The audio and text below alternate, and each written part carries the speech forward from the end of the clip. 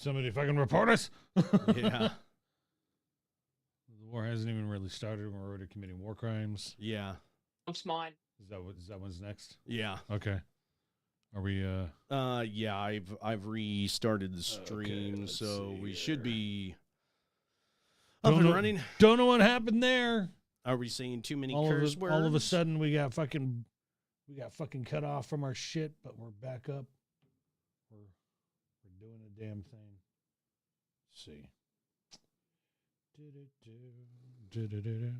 there you go. There's that. There's that. Come on back, everybody. Enjoy yourself. Here we go. Let's see.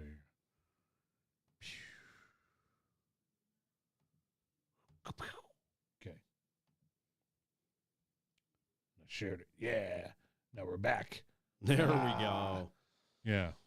All right. Well, don't know what happened there, but I think it's the BBC. right. Yeah. It might have been the I think BBC. the BBC got all angry about it. That was really quick. But anyways, so the war hasn't even started, right? And we're already committing war crimes. Oh yeah. Franklin on trial at the War Crimes Tribunal. We're learning new details about one of those deadly tiny U.S. CNN. strikes on alleged drug boats in the Caribbean. Sources tell CNN the U.S. military carried out a follow-up strike on September 2nd after becoming aware of survivors in the water. The sources tell us that prior to the strike, Secretary of Defense Pete Hegseth had ordered the military to ensure everyone on board was killed. People briefed on the, quote, double tap strike say they're concerned that it could violate the law of armed conflict, which prohibits the execution of an enemy combatant who is taken out of the fight due to injury or surrender. Now, since September, as you're seeing on your screen here, the U.S. military has carried out at least 21 known strikes on suspected drug trafficking boats, killing at least 83 people. Officials have also acknowledged, though, not knowing the identities over 100 by of now, actually. Yeah, well over 100. Everyone on board before they are struck. And this development comes as President Trump says the U.S. military will soon begin land strikes on alleged drug trafficking networks in Venezuela. I want to bring in Beth Stanner, a CNN national security analyst and former deputy director of national intelligence. Thank you for taking the time. I just want to start with getting your reaction to the reporting we have here that double tap strikes were ordered to make sure everybody on board was killed. Right. If this is true, Yeah. it's really shocking. Yeah. You know, I was thinking about this in the context of Ukraine. And right now, Russian soldiers are being accused of war crimes, and their cases in the International Court of Justice because they're killing prisoners, Ukrainian armed combatants who are prisoners, and they're killing them instead of, keeping them as prisoners. Yeah. So, I mean, here we have an example of an actual war and war crimes accusation. So here, what does this do, in terms of U.S. moral authority? There's reporting this week of Israel, of IDF soldiers killing Palestinian prisoners, Hamas prisoners. How can we go to Israel and say, like, you shouldn't have done that? Or Russia? Yeah. Yeah, The punishment for trafficking drugs is not instant vaporization, okay? Yeah, this isn't Judge Dredd, judge, jury, and executioner, right? It's not a comic book going on here. You board the vessel, you seize the drugs, you take them to jail, right?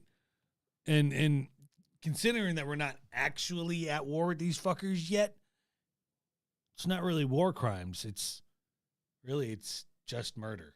Yeah. So, but either way you look at it, wrong. Right. Wrong to do so. But speaking of war crimes and criminals and war criminals, let's talk about how Israel is continuing its genocide of the Palestinian people. At least 25 Palestinians were killed in Israeli strikes across the Gaza Strip on Wednesday, the Hamas-run health ministry has said, in what was one of the deadliest days since the fake ceasefire came into effect 5 weeks ago. Okay? 10 people were killed when a Ministry of Religious Endowments building in the eastern Zaytun neighborhood of Gaza City was hit. Israel's military said it struck when a Ministry of Religious Endowments it struck a Hamas military terrorist target after gunmen opened fire towards an area where its soldiers were operating in the southern city of Khan Yunis. Now, some of you know that this is just Israel being Israel, and others are rushing to defend these atrocities.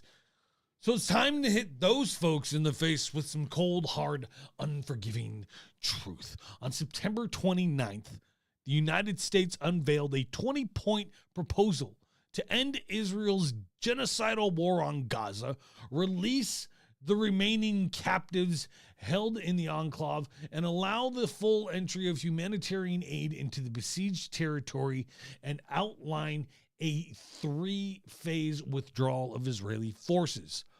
Following mediation by partners, including Egypt, Qatar, and Turkey, representatives from some 30 countries gathered on October 13th for a ceremony to sign the Gaza ceasefire agreement led by U.S. President Donald Trump. I want you to guess who wasn't there at those talks, by the way. Right. Since the declaration of a ceasefire in the Gaza Strip on October 13th, 2025, Israel has violated the agreement 591 times. The IDF shot at civilians 164 times. The IDF has raided residential homes 25 times. The IDF has demolished 118 properties, and the IDF has detained 35 civilians. Israel has attacked Gaza on 50 out of the past 61 days of the ceasefire, meaning there were only 11 days during which no violent attacks, deaths, or injuries were reported.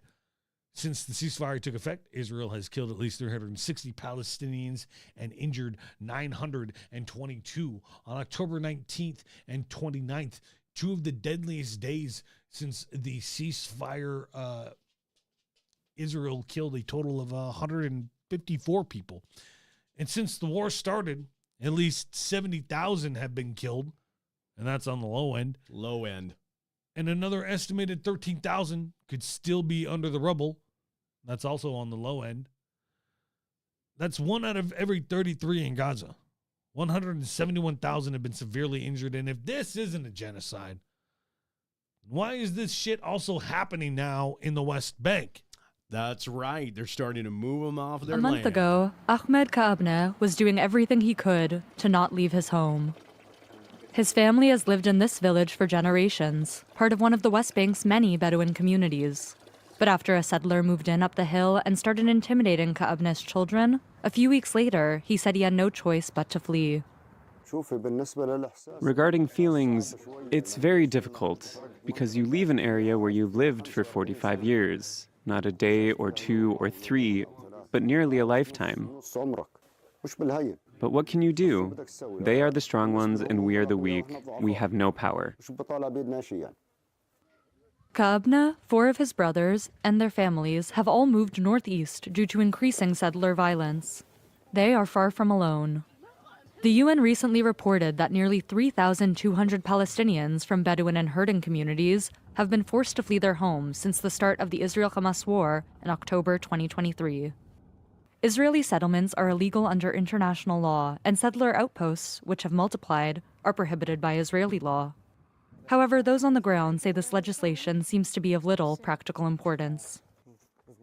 A friend of mine jokingly called it the Wild West Bank. It is, in a way, a land without laws. Like, there is authorities roaming around, but nothing is enforced, or very rarely enforced.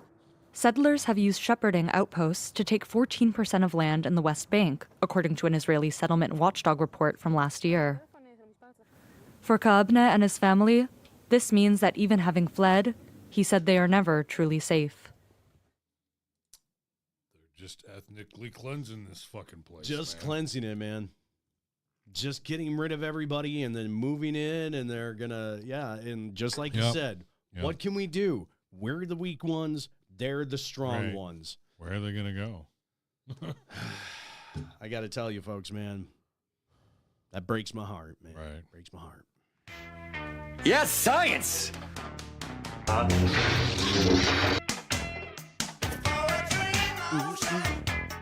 Our species is young and curious and brave. It shows much promise. In the last few millennia, we have made the most astonishing and unexpected discoveries about the cosmos and our place within it.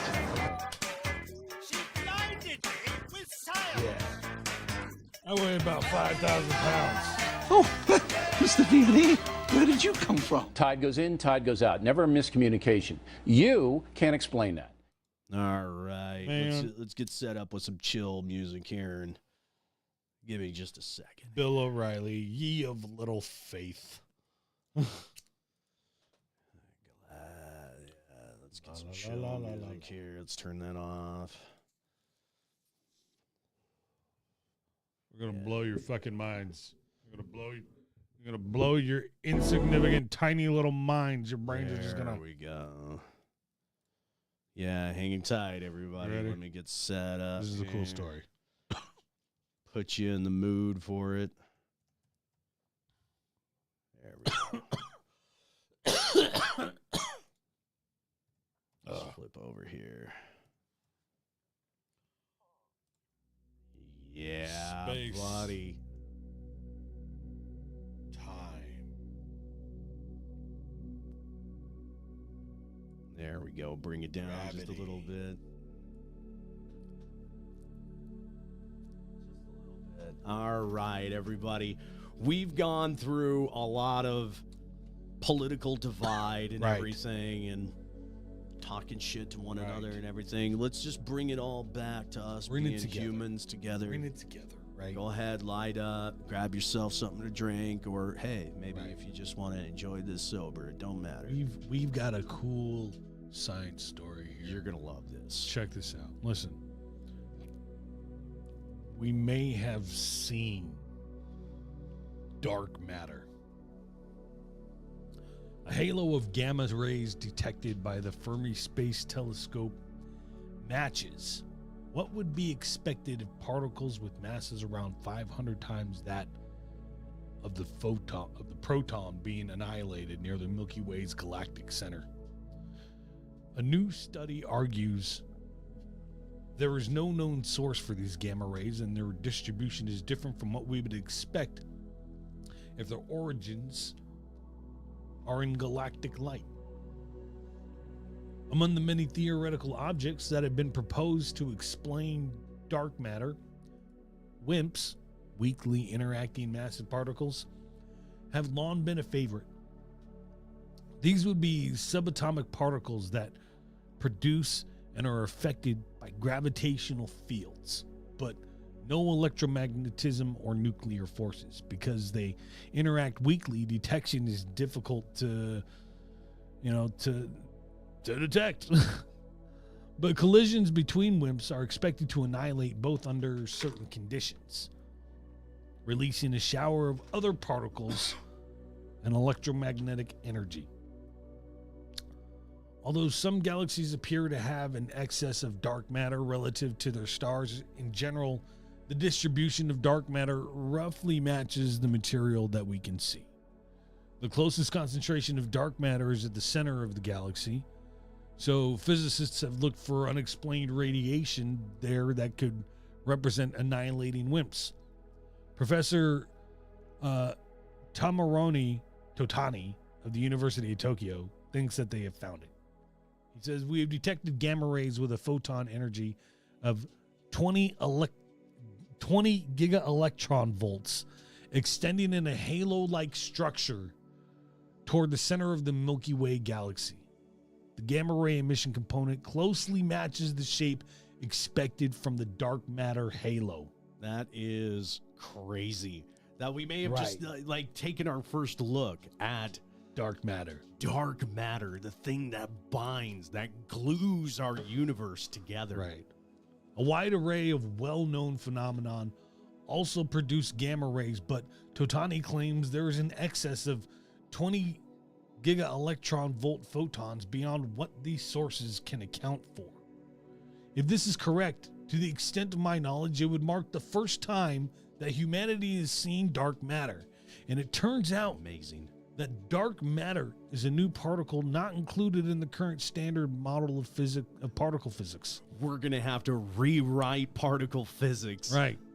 This signifies a major development in astronomy and physics, and the study is published in the Journal of Cosmology and Astroparticle Physics. You know, and of course, you know, there's going to be a lot of peer review that comes with this and everything, but you know, once you read some of the initial findings on it, it's kind of exciting to think, because it's like, yeah, this very well, even if it's not exactly what we think it is, could rewrite the physics book altogether. Right. And we may be having to look in different areas because of this, but it's still really fucking cool to see, especially when they show you some of the pictures of what they think is the halo there. Exactly. It's fantastic stuff. I'm so excited. Right. Now, this next story is a little bit terrifying, okay? You can check out this insane story published by the Space Telescope Science Institute. Now, there's an invisible monster that is on the loose, barreling through intergalactic space so fast that if it were in our solar system, it could travel from the Earth to the moon in 14 minutes. What? This is a supermassive black hole, weighing as much as 20 million suns, and it has left behind a never-before-seen 200,000 light-year-long contrail of newborn stars, twice the diameter of the Milky Way galaxy. It's likely the result of a rare, bizarre game of galactic billiards among three massive black holes. Yeah. Rather than gobbling up the stars ahead of it like a cosmic Pac-Man, the speedy black hole is plowing. It's just plowing into gas in front of it to trigger new star formation along a narrow corridor, right? The black hole is streaking too fast to even take time for a snack. There's nothing like it has ever been seen before. Just a giant gravitational disruption right down the middle. Right. It was nothing has ever been seen like this before. It was captured accidentally by NASA's Hubble Space Telescope. Hubble did it again. Yeah. Peter Van Dunkum of Yale University in New Haven, Connecticut said in a statement, "We think we're seeing a wake behind the black hole where the gas cools and is able to form stars. So we're looking at star formation trailing the black hole. What we're seeing is the aftermath. Like the wake behind a ship, we're seeing the wake behind the black hole. The trail must have lots of new stars, given that it is almost half as bright as the host galaxy that it was linked to. The black hole lies at one end of the column, which stretches back to its parent galaxy.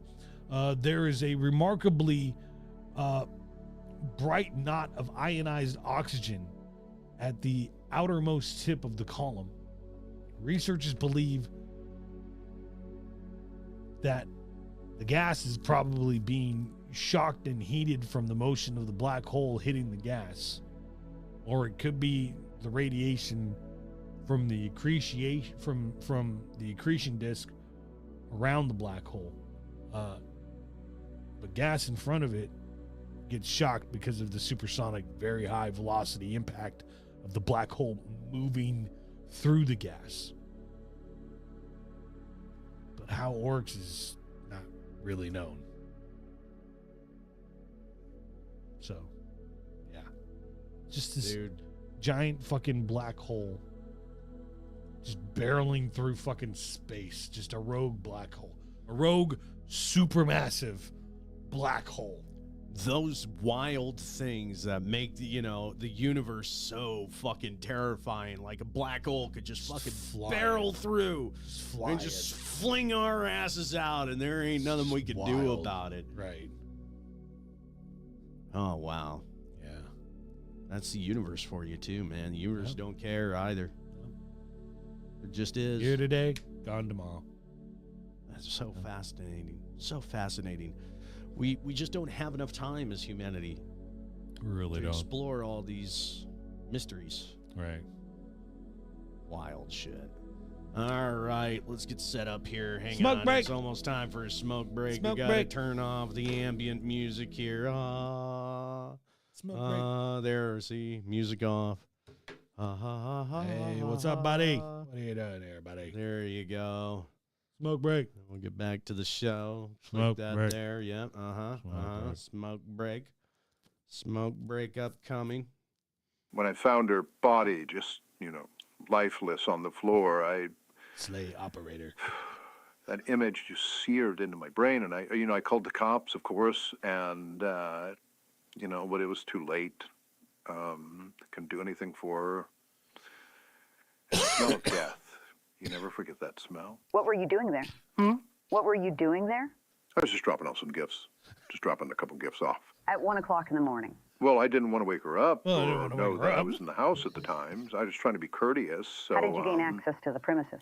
Well, the chimney was open, Chimney so was I open? came down through that. Look, I know what you're trying to say here, and like I'm the one that called the cops. Yes, you did. Okay? Let's play the audio from that call. Well, no, we don't have to. All right. Holy this bitch is dead. These cookies are so good. Okay, yeah, I had a couple of cookies before I called. I don't think that makes me a murderer or anything Right, like that. but you were wearing gloves that night. Oh my God, you people! I wear gloves. Okay, they're prescription gloves. My doctor They're prescribed prescription them. You have a hand disease? I don't have to tell you that. That's HIPAA. That's HIPAA. I don't have to tell you. That's a I HIPAA don't think that's violation. I'm being accurate, HIPAA Mr. Claus. violated Okay. right now. HIPAA violated. Okay, I'm the victim here. Okay, Mr. Claus, can you speak to the naughty list you've made? Miss Jameson was Oh supposedly my God, on it's just a list. It's a list. Everyone It's makes lists. just It's a a list list. of people that I think don't deserve material goods every year. It's not that big of a deal. Schindler made a list. He won an Mr. Oscar. Why Schindler are you made a getting mad at list? me Mr. Claus, for making it she a was on the normal thing that naughty people list. do Why is were make you lists. bringing This her is gift? this is exactly how they got my boy Diddy. This is That's how they got exactly how they Diddy. got How Diddy. they got Diddy. I'm on drugs. Holy bejesus. Right. Oh shit. Freaking out, man. Oh boy, that's funny. I'm on drugs. Let's do a crime. Illegal. Yes, let's Yes. let's do a crime together, folks. Crime. No, illegal. You're not supposed to do that. Weed is bad for you. Weed, very bad for you. Now, let's focus our discussion first on marijuana. Marijuana is bad, and it also has a very distinct smell. Okay, Mr. Mackey. Okay. But listen, Mr. Mackey is 1,000% correct. Weed is bad for you. So bad that if you smoke it, you're going to start screaming, and then you're going to vomit all over the place. One weed is all it takes. And if you don't believe me, even the WHO, the WHO, World Health Organization says so. Oh, it's true. It's damn true. Just listen to this doctor. Welcome back. All right. I guess for some chronic cannabis users, getting the munchies is the least of their concerns. Get the munchies. Least of your concern. Watch. What? You stoner. You pothead. Get this. Over the past decade, ERs are reporting a surge in regular cannabis users showing up with sudden stomach-churning attacks that leave them doubled over in pain, oftentimes a few times a year. Fox Medical Team's Dr. Mike joining us now live to talk about this phenomenon. Dr. Mike, there's a new verb for this. It's called scromiting, okay? It's like a combination of screaming and vomiting at the same time. This sounds awful. What is going on here? Scrotum. That sounds too much like scrotum. Well, Anthony, if you're a regular user of marijuana, like daily, and it's rather heavy use, and you end up with significant vomiting and abdominal pain, and you're writhing in pain, not feeling well, getting dehydrated, you're going to end up in an emergency room. And that's what we're seeing more and more. Now, for many viewers, they'll be happy to know that I finally brought my brain with me, okay? And basically what happens is, if you use marijuana for prolonged periods of time, it really does affect receptors in the brain that, as you astutely mentioned, have a connection to the gastrointestinal tract. We often talk about feeling hungry when you use marijuana. What this does in heavy users, you end up with intractable nausea, vomiting, and because you have all of that cyclic vomiting and nausea, you can develop the abdominal pain. You don't feel well. You end up in the emergency room. So that's the name of it. It's been around a long time, I think since 2004. Cannabinoid hyperemesis syndrome. That's the technical name for it. The slang is that scromiting. The slang is scromiting. No, it's not. And the people, they just scream. They're in the ER and they're just going, ah, and they're going, and like, you know, the vomit and the blood is coming out. You remember the blood, you know, from the demons who shoot it out of their mouth. Right. You know, and that's how it is. They're just screaming their heads off and just vomiting, and it's And the weed is doing this. Hi. Who's a good girl? And the weed is doing this. Yes, the weed is doing this to you because it's telling your brain to shut down your gastrointestinal tract or something like that. What? Yeah. And so got to be aware if you're using a lot of this marijuana. doctor is a fucking quack, man. No, he's not. This guy's a learned goddamn it. crank. He's learned it. Look, This see, guy's he's a goddamn crank. on the wall. He's pictured in a magazine. I can print out a and bunch he's of fucking got- bullshit he's got degrees and put them on the Look, wall you back got- here too. Yeah, I but know. you didn't go to Instead, school I got like a he fucking did. neon beer sign. All right, this guy's full of shit. And all of a sudden, you start developing these symptoms. Probably going to go to the ER and You're get gonna go to the evaluated. ER. And the only treatment is to stop using the marijuana. We can give you The marijuana. Stop doing the tweed. Stop doing the marijuana. Stop smoking all that tweed. Stop doing the marijuana. You It's know, the only way to save and this is the yourself. thing okay, yes. See, CHS is a thing. It's been around and actually No, it's diagnosable not. since No, 2004, it's not. right? No, But it's it not. happens Stop in buying such into an that unbelievably propaganda. low percentage of people. Right. Okay, people who usually have adverse reactions to marijuana, but there's a caveat, a little asterisk next to the word marijuana or cannabis. Could you over the years, and that us doing this show, can you possibly guess what that little thing may be? What makes this version of cannabis so different than all the other cannabis that you've had? You might want to light that up while you think about that. Okay. some things to try to help. But there's not a lot that we can do for it other than stopping it and giving you IV fluids if you're dehydrated. Yeah, it seems like a pretty simple solution there. Just cut back on the use. Now, let me ask you this. Or You maybe said just that it's been drink going water on while since you're about fucking smoking, you 2004. idiot. Fucking stay hydrated, you dummy. The slang is that using a lot of used fluids.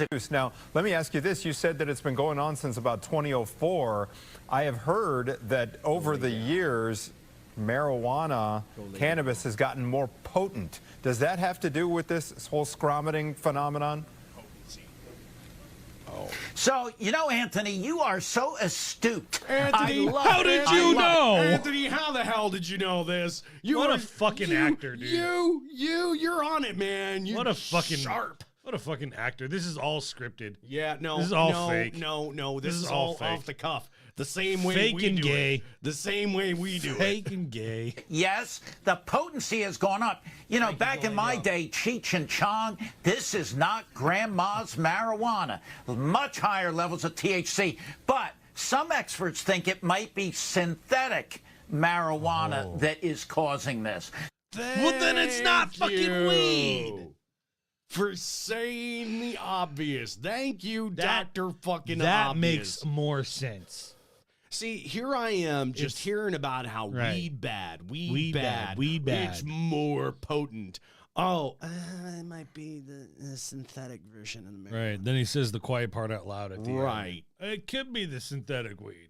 So there's a lot of possibilities.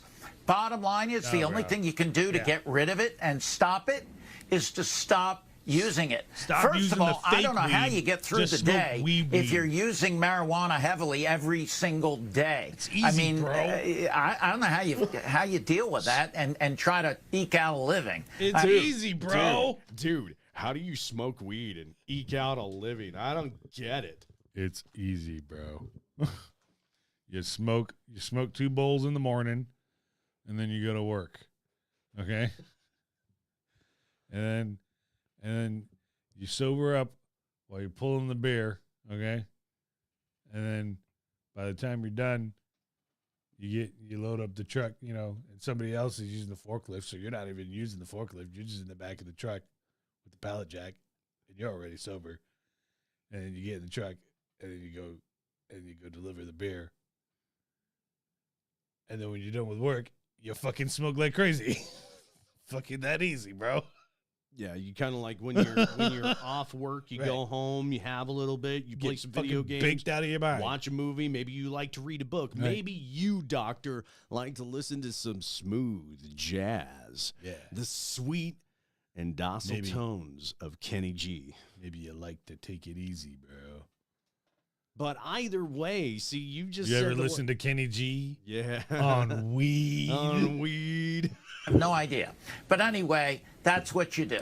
The cost-benefit analysis there doesn't really check out here. Scromiting doesn't seem worth it. Let me ask you another question while we have you on the line, Dr. Mike. This is all researchers, a set of researchers is now saying that adolescence actually lasts into our early 30s.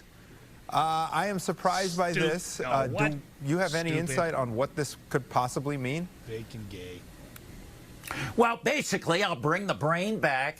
What these researchers did, they looked at MRI diffusion scans. They use these specialized MRI scans to look at how the brain functioned at different periods of time in life.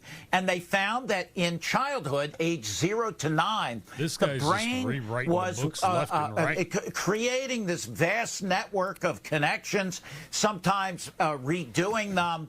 And then when you hit age 9 up to about 32, that is the adolescent time when you really get efficient connections happening throughout the brain. Now, after 32, you hit into adulthood, and that's where the brain is quite stable, and you are able to develop things like wisdom, at least for many of us, wisdom, and you have more ability to have crystallized intelligence is the term they use. After who uses that term? Well, apparently this guy has read the study. And who is they? This is the term they are using. Who they did the study, though. 32, things kind of decline a little bit. After 66. So you're adolescent until 32. Adulthood, you're stable. After 66, all hell starts to break loose. Things start to decline, Anthony. And then after 83, you see more of that. But I will say, I happen to take care of a B-17 pilot who's 100 years old, and his brain functions better than mine. So these are super agers, and we're trying to figure out how their brain works better than others at that age. Pretty I hope incredible. you can get to the bottom of that. 102 and still functioning on all cylinders. That is impressive. Jeez, 100 years old, still good. There it is. These guys are fakers. See, this guy smoked 4 weeds, and he went 4 weeds. That's how it works, folks. That's not fake. That's fake and gay. It's a fact, and you just have to live with it. I know a lot. I know you're thinking. You're thinking smoking weed is cool. It is cool. You want to be hip. You don't want to be square. I am hip. Well, I'm here to tell you that only dopes smoke dope. And if you don't believe me, I think you better take a look at this PSA here that we got for you. This is the real action. The pot party. The trippers, the grasshoppers, the hip ones, all gathered in secrecy and flying high as a kite. Outside the boundaries of their phony world of kicks is the ever-present possibility of discovery. This must be avoided at all costs, for discovery brings with it the penalties of society: shame, arrest, prison. So destroy the evidence, leave not a trace, burn it in paper trash. That way they can deny possessing the illegal marijuana. They can say the flaming can is part of a game. They can lie, they can swear.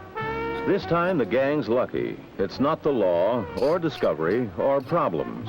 It's just their supplier, Pete, with his #1 chick, and a new guy Goddamn looking for Pete. kicks. Forget it, man, and get with the countdown. Fucking Pete's a hip guy. He's with it. Pete's He's supplying. a cool cat. Pete's supplying the dope, man. Yeah, Pete. Come on over. Pete, my dope with man, main Pete. chick. Where's my dope man, Pete, man? Shake Supposed this to be here square 10 world minutes and ago. blast off for Kicksville.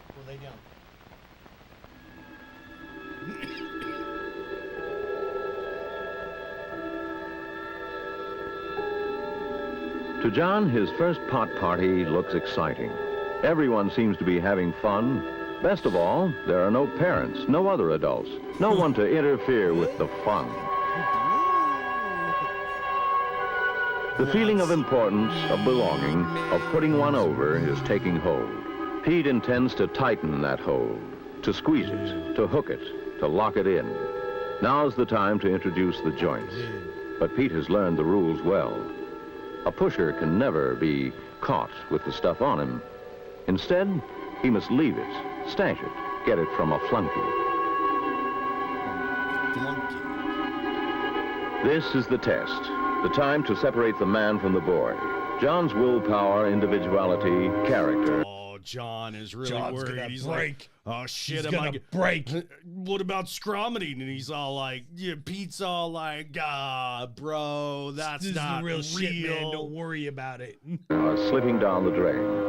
In their place come the old behavior habits and excuses. Everybody else is doing it. That's right. If he can handle bennies and beer, he should be able to handle a few harmless It's puffs just a little just to weed, see what bro. it's like. Look, The natural defenses are crumbling. he's cool with it. The barriers of caution are beaten down. Drag it, man. Try anything once. right. Fly. You can't get a habit from weed. Quit whenever you like. Don't be chicken. Look at that. Look at everybody, man. Look at the fucking peer pressure. Right. Look at this. Your girl's gonna think you're a lot cooler if you just take a puff, bro. No. They're gonna respect you more right. if you don't. No, All right? Don't no. smoke the weed. Smoke the weed, Don't do bro. it, Johnny. Take the fucking... Don't do it, Johnny. Take the ride, man. Come on, Don't listen to Pete. Come on, get down with Pete Pete. doesn't have your best interests at heart. Pete man. knows what you need. Right. Oh, yeah. Johnny's lady doing the weed. Doing the weed. Peer pressure. Doing the weed. Oh, shit. Do it. Come on, man. Do it. Do it. Do it. Do it. Do it. Do it. Get with it. Yeah, see? Come on, man. Under the You gonna be proddings of the square? gang, gonna go out, the bro. effects You of the better hit that atmosphere and shit. beer, the desire to belong, he chooses to go along. Yeah. Hurry up. It's gonna go out. John surrenders his dignity and lays his future on the chopping block. Yeah. Not whether it's good or bad take a or rip, right Ricky Bone. or wrong. But if he stopped to think, he would see the stupidity of it all. Now he's too involved to think. He's having kicks. He's away and flying. Way Up, fly. up, out of this world. Yeah, that's right. Out of this world, daddy-o. Go.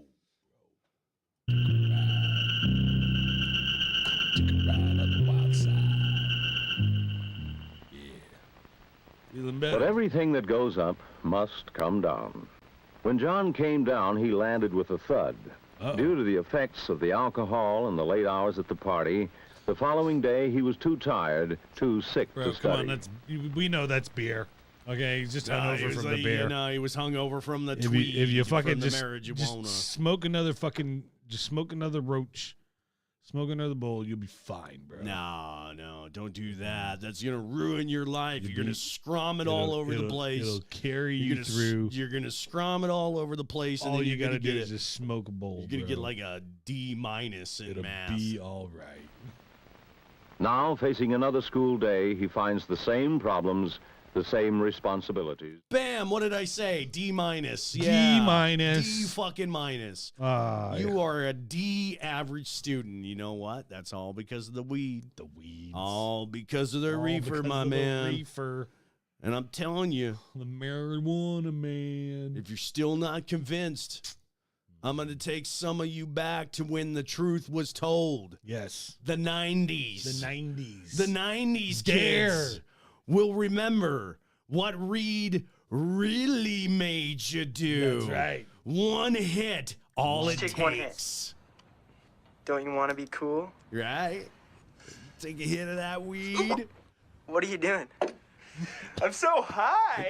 Nothing can hurt me. So bam. No.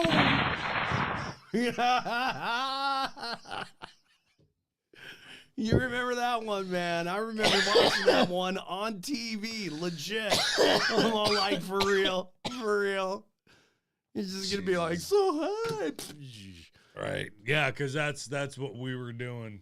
That's The 90s, man. That's how it was going down. That's what we made you do. And if it made you do that then, and it's more potent now, and it's not your Holy grandma's shit. weed, hey, you're done. Holy fuck. But you know what? I should chill out. Marijuana Jesus is gonna save us. Oh, okay. He's gonna come in All right. with his holy smoke, Uh-huh.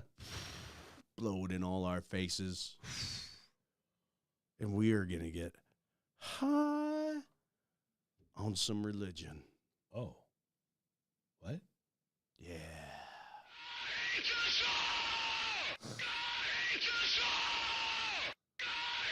Good transition.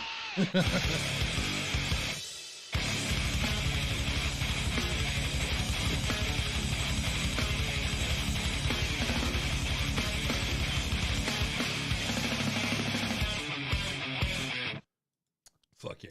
But I must emphasize that Marijuana Jesus has nothing to do with this next story because Marijuana Jesus would never just let this kind of shit happen. Uh-oh. Folks, same thing. Trigger warning. I want you to be all aware that this is going to contain some very strong language and subject matter regarding sexual assault and sexual assault of minors. So please, listener and viewer discretion is advised. Is it the trans again? No, wrong. Is it the gays again? No, it is not. Is it the drag queens? It is not the drag queens. Oh darn, who is it? It just happens to be the pastors and the members of the congregation. This is one of the more disturbing stories I came across. Here's a quote from the Jesus, or from the story from the Jesus. From Jesus? Sorry, no. This is a quote from Jesus. No, that's a slip. Okay, so here is the story by Jessica Lucenhop and Andy Mannix. Right. This one is there's a Minnesota paper. I think it was the Minnesota Star Tribune and ProPublica are the ones who did this story. Why does this motherfucker look so fucking familiar? Because you'll remember that we kind of touched on this because he Did was we? arrested for it. Okay. And this was about 2 years ago when we talked about it, when we touched on it. Okay. Holy So shit. this is the big write-up on this one, Okay. or at least a little bit of it. Right. So in front of the girl, the victim, her father, Daryl Bruckheimer, and Clint Massey, her attacker, looming over her, 3 men wept.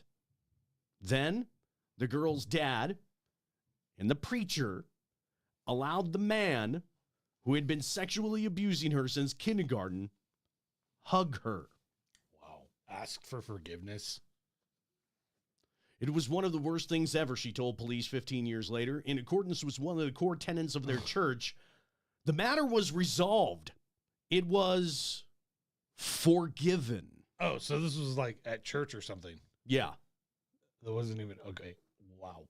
They stood in this pastor's room, in the pastor's office. Uh-huh. And the pastor said, hug the person who's been sexually abusing her. You hug him and forgive him. So now, according to the church, the matter is resolved. It has been forgiven, and now it should be forgotten. Stunning and brave. If she spoke of it again, she would be guilty of having an unforgiving heart, and thus the sins would become hers. What? Wow. That's But of course, she could never forget. It's your fault, bitch. And neither could any of the other children. Wow. Yes, you heard that right, folks. There were other children, lots of them. The pastor, Daryl Bruckheimer of the Old Apostolic Church, a Lutheran church in Duluth. Yeah, Bruckelmeyer, sorry. Bruckelmeyer of the Old Apostolic Church, Lutheran Church in Duluth, Minnesota, suggested that the victims of Clint Massey should forgive, forget, and hug it out. He called these forgiveness sessions. I know he molested you, but let him hug you and molest you a little bit more and forgive him for it. Just what in the fuck? What in the fuck is that? Oh. Okay. Good Lord. He called these forgiveness sessions. You see, Minnesota is a state where pastors are mandated reporters, and it means that they're legally bound to report this shit. Right. And of course, since there were no consequences, Clint Massey here went on sexually abusing girls in his congregation. Right. It was all they had to do was hug it out with him. Only this year that this piece of shit was Good nailed Lord. for this sickening shit. Now, he was caught not because of the church, but law enforcement. They first became aware of their allegations against Massey in 2017. They said that the church's lack of cooperation, including pressuring potential witnesses and victims to stay quiet about the abuse and the preachers failing to report it to authorities, was a major factor in the delay in bringing the charges. One of the reasons the church reported Massey is because they had internal policies on how to handle these types of allegations. So they never reported it because their solution included taking care of the soul, you see, and these forgiveness sessions. So you're probably wondering, how did law enforcement eventually finally find out that all this was going on? The victim, who was forced to hug her abuser, said she began meeting with a secular counselor when she was about 16 years old, and she spoke about her childhood and what Massey had did to her, and the counselor, who was a mandated reporter, decided to report it. Right.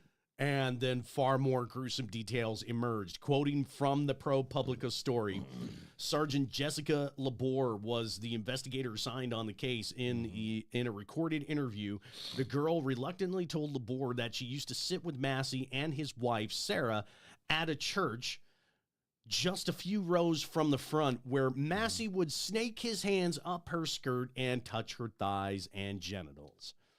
Another time, at a gathering at In the middle of the church? In the middle of the church. Gets worse. Another time, at the gathering of the home of the parents of one of her friends, she said Massey told her to get a blanket and then began touching her underneath it with her mom and dad nearby. What the bro? Parents gotta start catching charges for this shit, dude. I mean, it's so fucking predictable at this fucking point. Like, now here's something fucked up about the whole. Yeah, you should fucking know. I mean, like, with the regularity that this shit happens every fucking week, multiple stories a week of pastors molesting kids. Like, well, they get to, I mean, extreme and absurd levels of abuse. Right. And this is one of those examples. It's just a fucking predator house, dude. That just don't take your kids there, dude. And Christopher you Hitchens, out of your mind? And I know I'm kind of giving away the game. I'm kind of like I'm a Christopher Hitchens fan, but Hitch always used to have this thing where he said that he would be proud to have somebody like Stephen Fry watch his kids, but that if anybody in holy orders came to his door offering to watch his kids, that he would first call them a cab and then the police. So here's something fucked up about the whole situation, though. Despite all this, the victim remains at this church to this very day because she believes she's, quote, in the right place. Her parents stopped cooperating with the investigation because they firmly believed that the church's forgive and forget policy was the correct one. What? The victim's mother... Dog, talk about some brainwashing. Holy shit. The victim's mother... That is deep. The victim's mother thinks that Massey, quote, learned his lesson, even though he was still targeting other girls in the congregation. And because the family didn't want to cooperate with the cops, that means the cops couldn't charge Massey.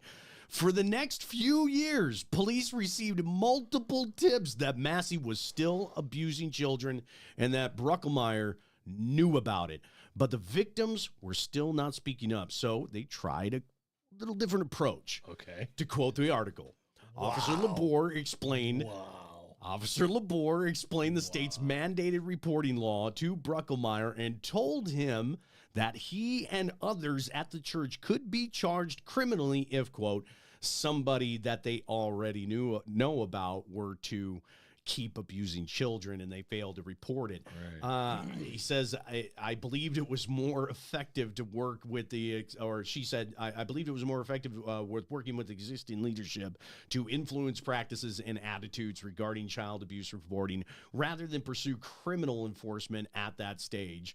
That said, criminal charges for failure to report remain possibility in such cases. Right. Okay. So when Labor spoke to Bruckelheimer, she read him the entire mandated reporter law over the phone, line by line, and then texted it to him. Just so we're clear. So the pastor is fully aware at this point about what it takes to be a mandated reporter. It wasn't until about 2023 that these things finally changed when one of Massey's own relatives told police about the abuse she suffered at his hands. His own relatives. Right. At this point, in steps Sergeant Adam Kiffelman. He took over the case and he decided to call the girl and was asked to hug Massey, the victim. This is kind of a big story. It's a big one. This is a big story. And thankfully, she was ready to cooperate and speak up about what had happened to her. See, Kiffelman started calling the other victims at one point. Kiffelman even brought in Massey for questioning, and Massey openly admitted that there could be hundreds of girls who have stories about him touching or kissing them. Wow. He's just like, yeah. Hundreds, baby. Who knows? I stopped counting a long time ago. What the fuck, bro? Wild. He even brought in crazy work. He even brought in Pastor Bruckelmeyer. That is crazy work, bro. Let me get to this video here. I'm just going to kind of start it up. There we go. February 15th, 2023. He brings in Bruckelmeyer and his fellow preacher, Calvin Rainson. And they want to talk about all this and remind them about their obligation as mandated reporters. And they told the preachers that telling a child to simply forgive or forget could be considered witness tampering. Yeah. So we're going to play you the video. It's like no different than the suspect going in there and, seeing them on the street and hugging them or kissing them or doing whatever. It just... It re-traumatizes them over and over and over again. And you got to remember too, there's a legal issue with doing that too, because it's called witness tampering. That victim's also a witness to a crime, and any action taken by anybody meant to change their perception of that event, including forgiving and forgetting, could be considered tampering. And that's a pretty serious crime, so that should probably stop right away. I would just recommend that stops right away. And that has already actually happened, and I've already confronted the people that are already doing that.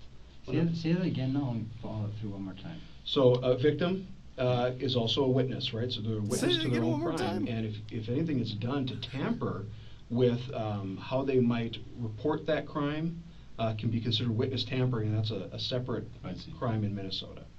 Okay, that so and anybody can facilitate that. Even a third party, like a pastor at a church, preacher, family member, anybody can create a situation where there's witness tampering that takes place. So that they could come to them and say, well, no, don't go and report this or something. Is that what you're saying, kind of? Right, or they could harass them. So, like, at that for point, example, the parents they could could be contact fucking family members. charged. Exactly. Yeah. So the parents could be charged. Exactly. Yeah. Because you could be charged of witness tampering by saying you should just forgive and forget. Right. It's the best policy. Don't even worry about it. Go and hug the guy. Right. Go and hug the guy. And tell them why are they doing this? This isn't fair. This isn't part of the church. That's tampering with them. Now, if that person tells the victim that, they might go, well, I'm a little nervous. I don't want to do this anymore. And it could even be a preacher, right? A preacher saying, okay, hey, we're going to forgive and we're going to forget it, but we're going to forget this happened now because everybody's forgiven. Could that be considered coercion, especially to a young child? Yeah. The child might be really intimidated by these big adults telling her that she has to feel this way and do this, and then she's intimidated to report this crime that she's been tampered with as a witness to her own crime. In other words, it's a crime for the preacher to do that, or anybody. It could be a parent doing it. It could be a third party. By us telling them that they're free to go to the law, which we did. We did not stop this. That you can go and talk to the law or the doctors or anything. You'd be free to do that. We did wrong with that? No, nobody is saying you did wrong by telling them to go to law enforcement.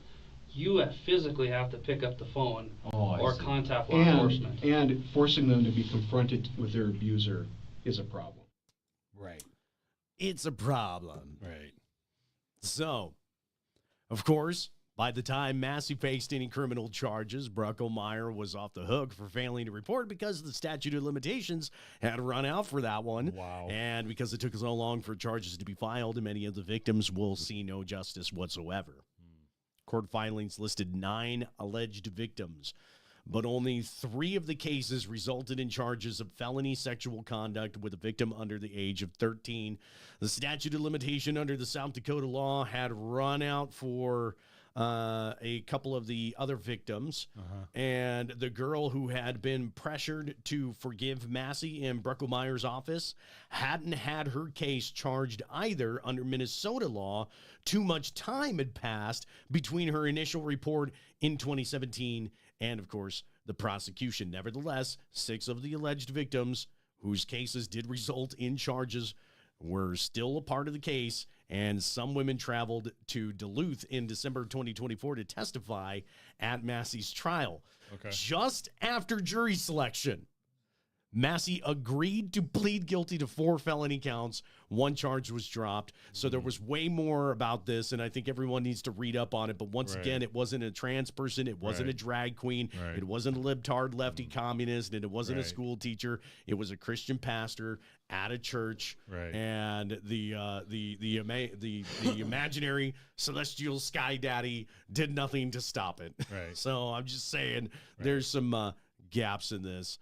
So I had some other stuff, but I think we've gone on long enough tonight. It's been a pretty long stream that we hit up on. So I think we're all caught up. Yeah, we're all caught up and everything. I think we're gonna end the stream and bid you all a Merry Christmas and Merry Christmas.